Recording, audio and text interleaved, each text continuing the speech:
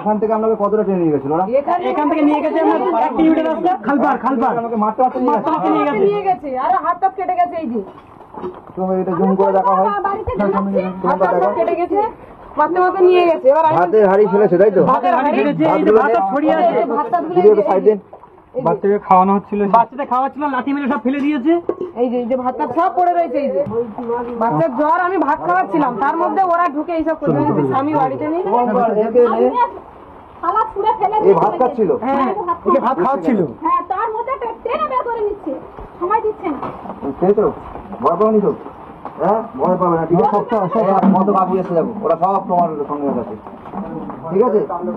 এই বল আস ভিতরে ঘরে কি করবে দেখে যাও, ঘরের মধ্যে ঢুকে কি করেছে,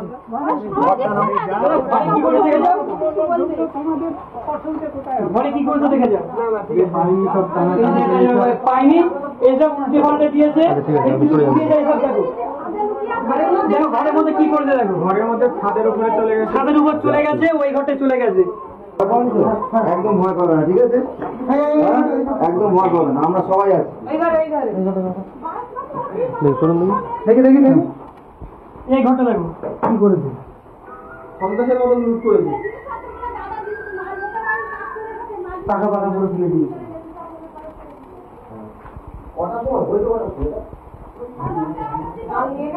আমরা পুরোপুরি আতঙ্কের মধ্যে আছি, আমরা ভীষণ ভয় পাচ্ছি। ওনারা বলে গেছে রাত্রে ওনা আসবে, আবার বোম মেরে উড়িয়ে দেবে। তোরা এখানে বাস করতে কি করে, তোরা কেটে রেখে দেবো। গ্রামের পুরো ঠিকানাটা বলুন।